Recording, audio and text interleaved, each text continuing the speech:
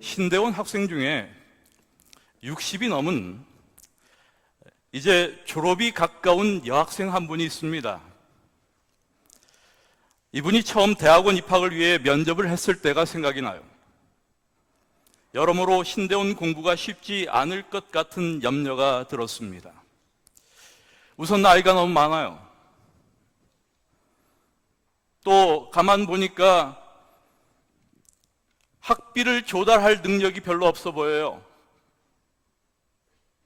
공부를 하는 동안에 생활을 어떻게 할까 그런 염려가 들었습니다. 제가 그 당시에 대학원 책임자로 있었기 때문에 이런 분이 들어오면 바로 그 부담은 제게 돌아오는 것이었습니다.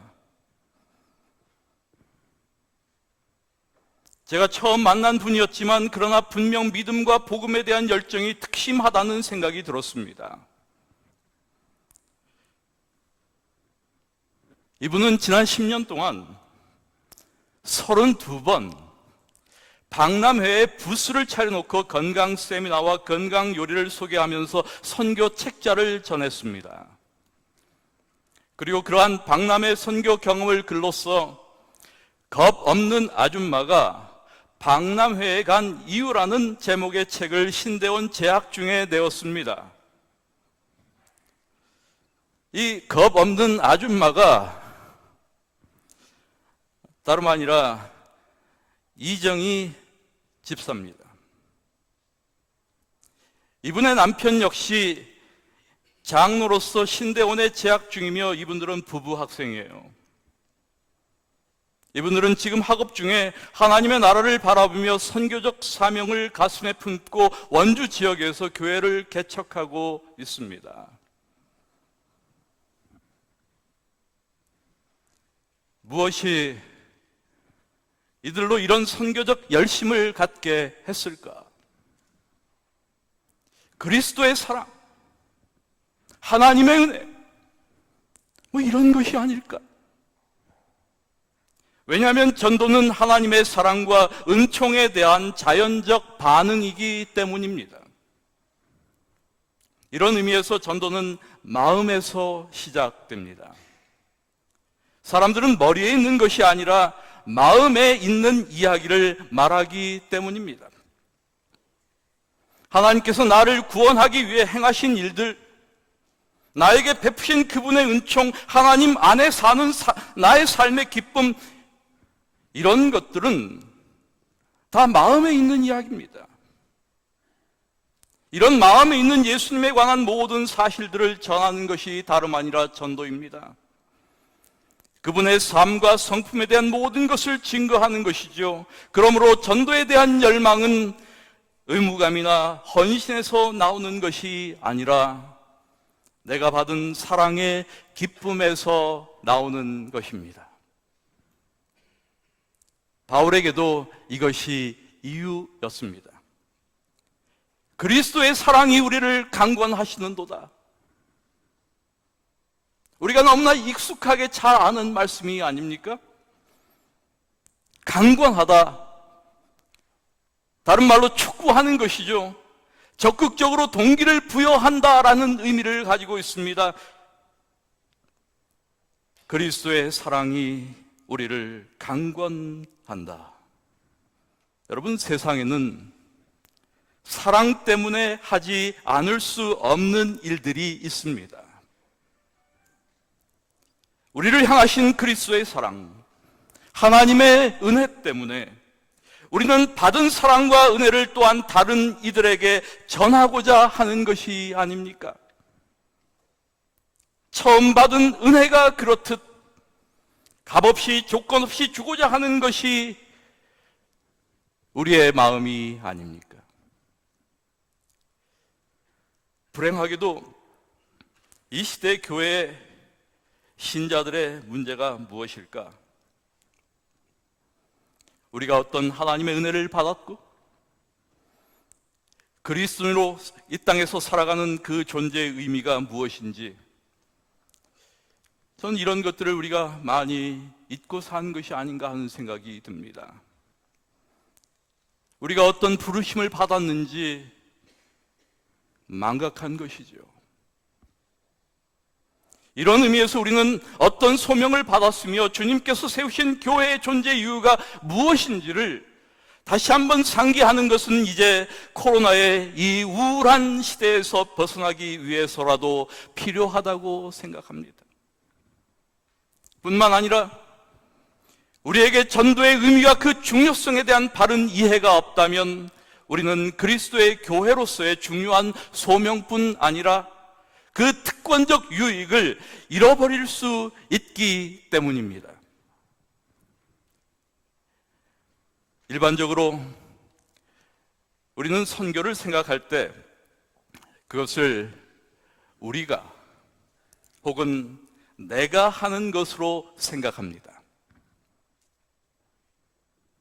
그래서 우리가 주도적으로 해야 할 일이기에 그 일을 얼마든지 미룰 수도 있고 회피할 수도 있습니다.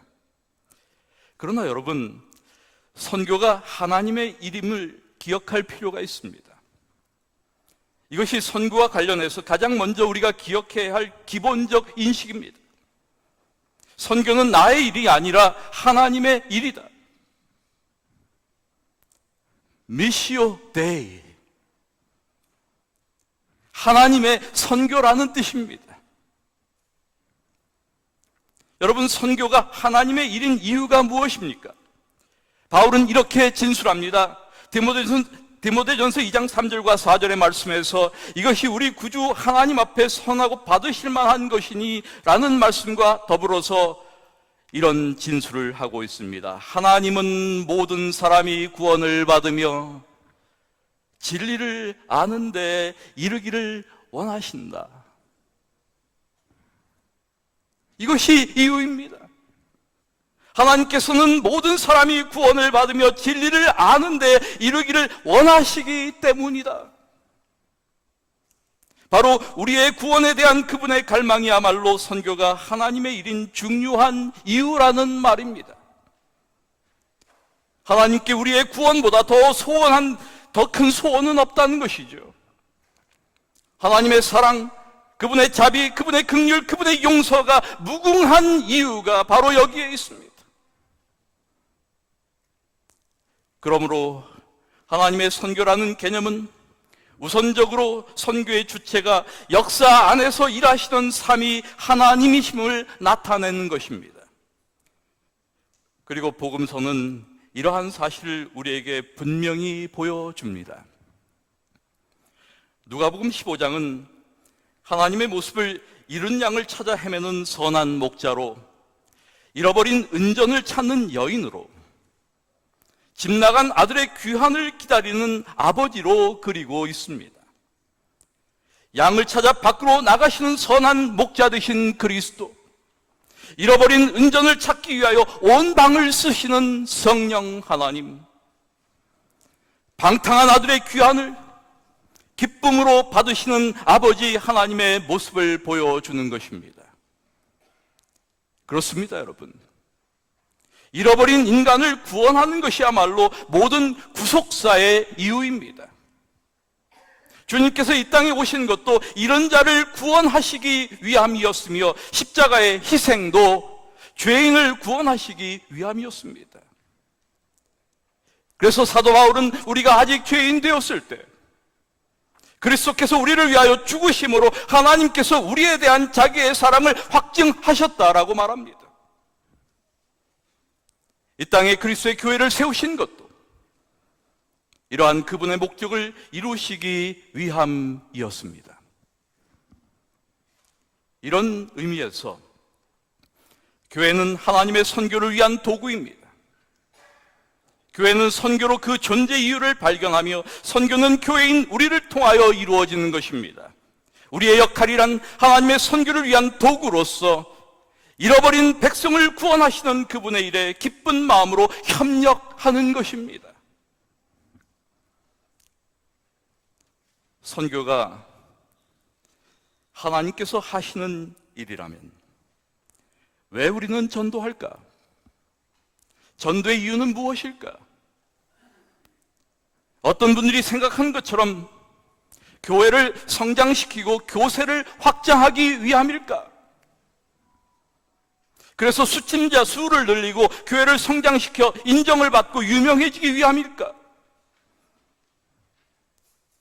이런 것이 교회가 전도를 강조하는 이유라고 한다면 여러분 안 하셔도 됩니다. 여러분, 우리가 하나님의 선교에 동참하는 것, 그것은 우리의 유익을 위한 하나님의 초청이며 명령이기 때문입니다. 하늘로 올라가시기 전 주님은 제자들에게 너희는 온 천하에 다니며 만민에게 복음을 전파하라고 명령하셨습니다. 예수님께서 전도를 얼마나 중요하게 여기시는가를 보여주는 한 일화가 있어요. 아주 흥미로운 일화예요. 어떤 사람이 주님을 따르겠다고 왔습니다. 그런데 그가 먼저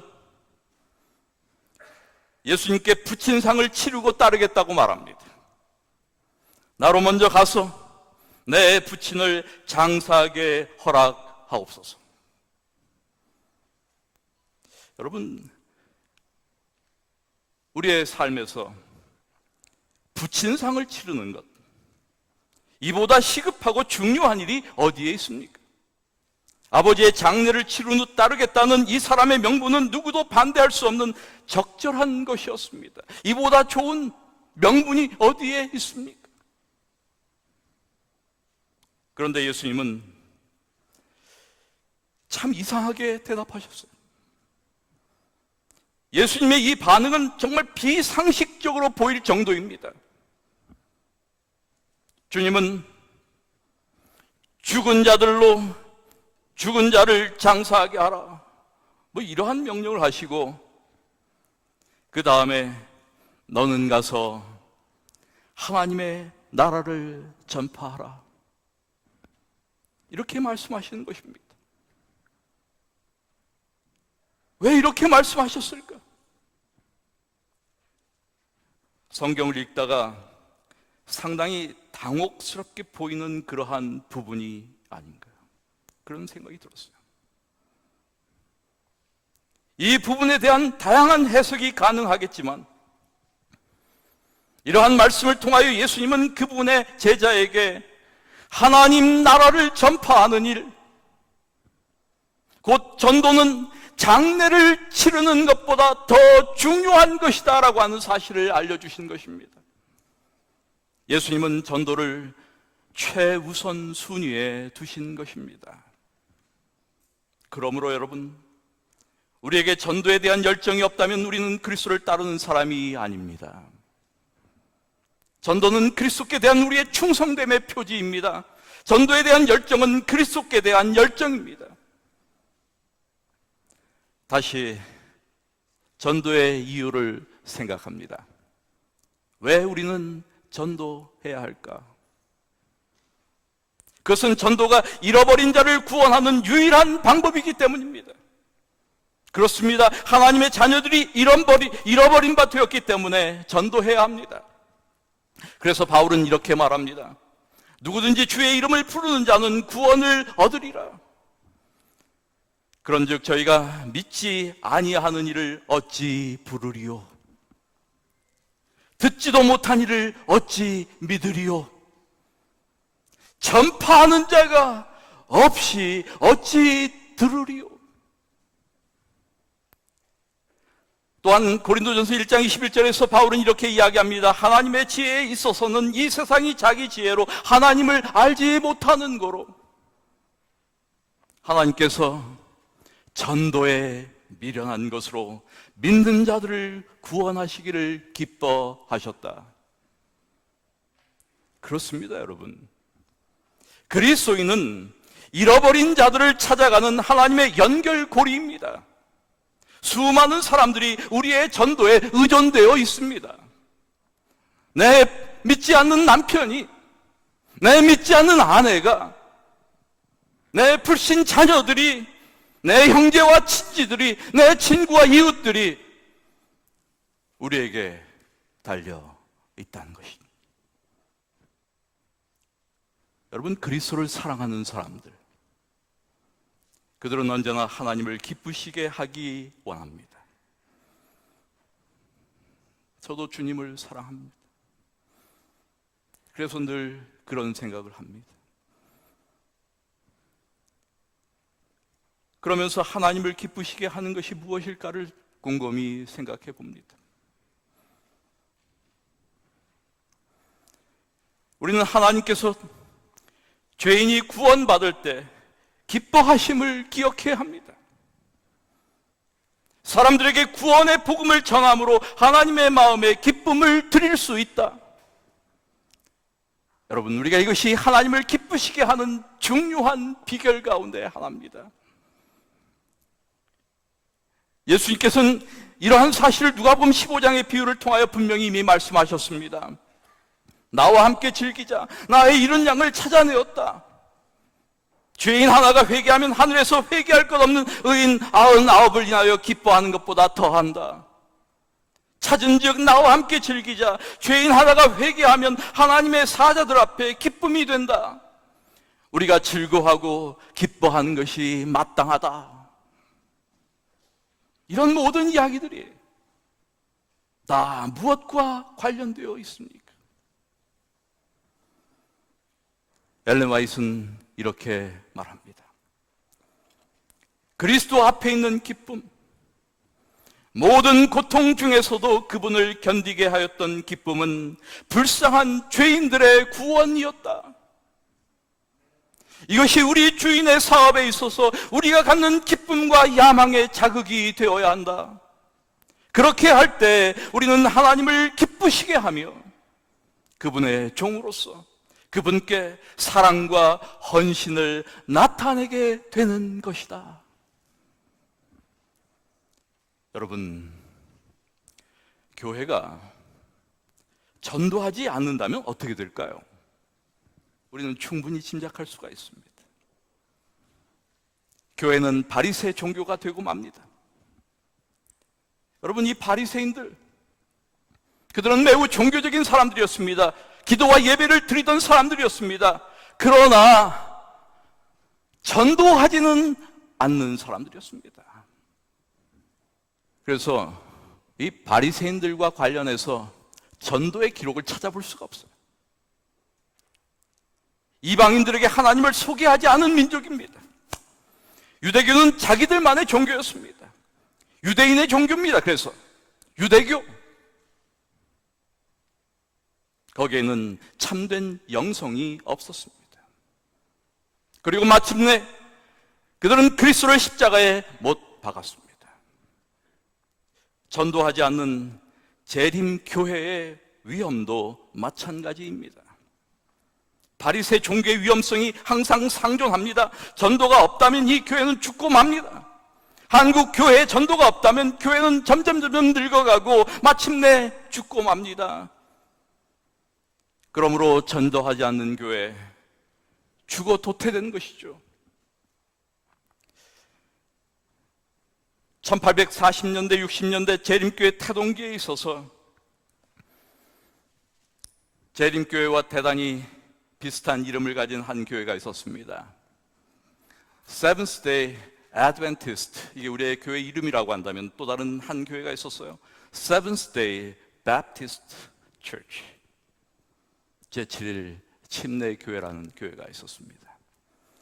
사실 제7일 침례교회는 재림교회보다 먼저 있던 교회였습니다. 재림교회는 제7일 침례교회를 통해서 안식일의 기별을 받아들였습니다. 당연히 이 당시에 제7일 침례교회는 재림교회보다 더 많은 신자들을 가진 교단이었습니다. 그러나 제7일 침례교회는 적극적으로 선교하지 않는 교회였습니다. 이에 반해서 재림교회 모든 목회자들은 당시 다 순회 전도자들이었습니다. 그들은 한 교회를 담임하는 목회자들이 아니었습니다. 그들은 여러 지역을 다니면서 복음을 전하는 전도자들이었습니다. 재림교회는 세천세의 기별을 온 세상에 전파해야 한다는 선교적 사명을 자신의 정체성으로 이해하면서 선교에 앞장섰던 선교적 교회였습니다. 이것이 재림교회의 빠른 성장의 비결이었습니다. 그러나 제7일 침례교회, 전도하지 않는 이 교회 간판을 내렸습니다. 바울은 에베소 교회 장로들에게 고별 설교를 하면서 범사에 너에게 모본을 보였노니 곧 이같이 수고하여 약한 사람들을 돕고 또 주 예수의 친히 말씀하신 바 주는 것이 받는 것보다 복이 있다 하심을 기억하여야 할지니라 라고 말합니다. 여러분, 누가 복을 받습니까? 복음을 전하는 사람일까요? 복음을 듣는 사람일까요? 어떻게 우리는 영성 있는 사람들이 될 수 있을까? 무엇이 역동적인 그리스도인 삶을 살아가게 할 수 있을까? 오늘 때로는 우리 자신들의 영적인 삶을 들여다볼 때마다 왜 우리는 이렇게 침체된 그러한 삶을 살고 있을까에 대하여 고민합니다. 왜 우리 안은 그런 역동성이 느껴지지 않을까? 왜 우리의 영성은 이렇게 초라할까? 무엇이 문제일까? 여러분, 가만 보니까 내가 그리스도를 위하여 복음을 전혀 전하지 않고 있다는 사실을 확인하는 것입니다. 어떤 사람들에게도 내가 아는 그리스도를 진지하게 소개하려고 하지 않는 그런 노력을, 그런 시도도 하지 않는 내 자신을 보는 것이죠. 아, 이것이 문제구나. 어떻게 우리는 영성 있는 사람들이 될 수 있을까? 전도가 비결입니다. 전도는 하나님의 성령을 구하게 하며 중보 기도와 영적 모본 등을 요구하는 것이기 때문입니다. 무엇이 역동적인 그리스도인 삶을 살게 하는가? 전도는 하나님의 백성들을 성장시키는 하나님의 수단입니다. 그리스도께서 우리의 삶 속에 행하신 일들을 다른 사람들에게 나눔으로써 우리는 성장하는 것입니다. 그래서 엘렌 화이트는 이렇게 말합니다. 하나님은 우리의 도움 없이도 죄인을 구원하시는 그분의 목적을 이루실 수 있으셨다. 그러나 그리스도의 성품과 같은 성품을 개발하기 위해서 우리는 그분의 사업을 분담해야 한다.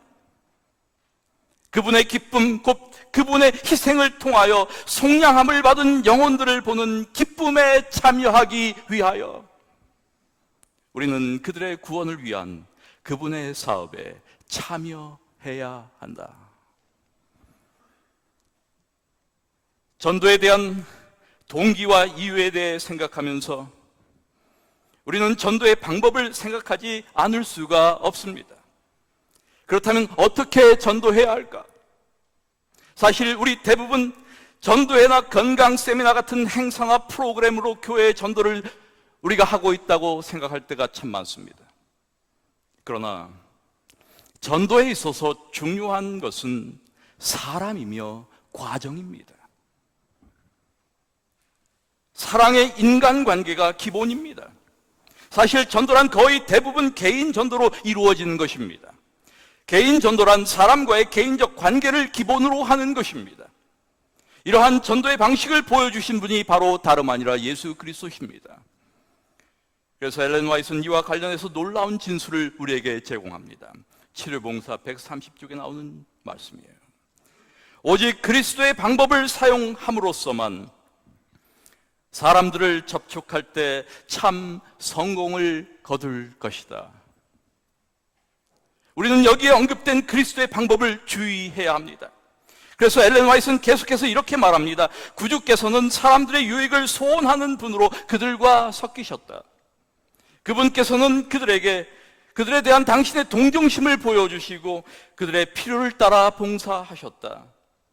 그들의 신임을 얻으셨다. 그 후에 그분께서는 나를 따라오너라고 그들에게 명령하셨다. 우리는 이 엘렌 화이트의 그리스도의 전도 방법을 이렇게 정리해 볼 수가 있습니다. 그리스도께서는 사람들의 유익을 바라시는 분으로 사람들과 섞이셨다. 1번입니다. 그리고 그들을 동정하셨다. 2번째입니다. 그들의 필요에 따라 봉사하셨다. 3번째 스텝입니다. 그들의 신임을 얻으셨다. 4번째 스텝입니다. 그리고 그를 따라오도록 그들을 초청하셨다. 그들로 사람을 낚는 어부가 되게 하겠다고 약속하셨다. 여러분, 이러한 그리스도의 전도 방법은 개인적 차원과 교회적 차원에서 적용할 수 있습니다. 특별히 각 단계의 순서가 중요합니다. 먼저 사람들과 섞이지 않으면 전도가 이루어지지 않습니다. 사람들과 섞이는 것, 이것은 사람들과의 관계의 문제입니다. 관계를 형성하는 일입니다. 이것이 시작입니다. 주님은 다양한 사람들과 사귀셨습니다. 그분은 눈먼 거지와 친구가 되셨고, 세리와 창기와 귀신 들린 자와 남편에게 버림받고 이웃에게 따돌림 받는 이들의 따뜻한 친구가 되어 주셨습니다. 그것은 그들의 유익을 위한 것이었습니다. 우리 역시 우리가 만나는 사람들, 주변의 사람들과 이런 관계를 형성하는 것이 정말 중요합니다. 그리고 주님은 그들을 사랑하셨습니다. 그 사랑은 순수한 사랑이었습니다. 목적 없는 사랑이었습니다. 사실 전도에 있어서 우리가 종종 실패하는 중요한 이유 중 하나가 무엇일까?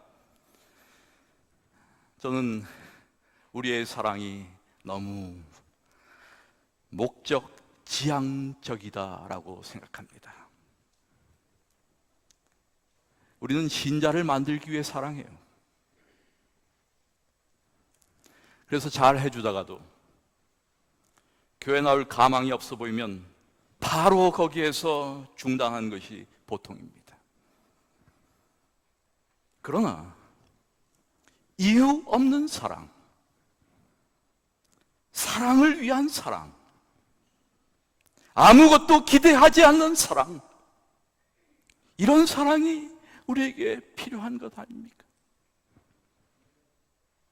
이런 사랑으로 주님은 그들의 필요를 채워주셨습니다.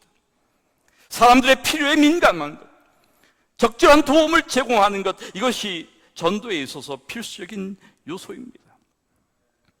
이러한 사역을 통해서 사람들은 그리스도를 신뢰하게 되었습니다. 사람들의 신임을 얻는 것. 여러분, 이런 소리 들어보셨습니까? 당신은 참 좋은 사람이군요.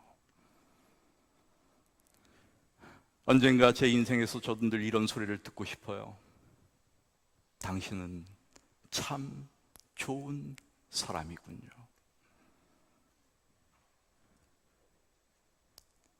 다른 말로 하면 당신은 진짜 예수쟁이 맞군요.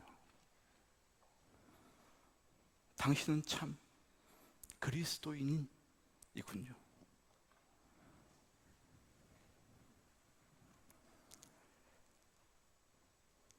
여러분, 이 단계까지 가지 않고는 우리는 사람들을 그리스도께 나오도록, 교회에 나오도록 초청할 수 없습니다.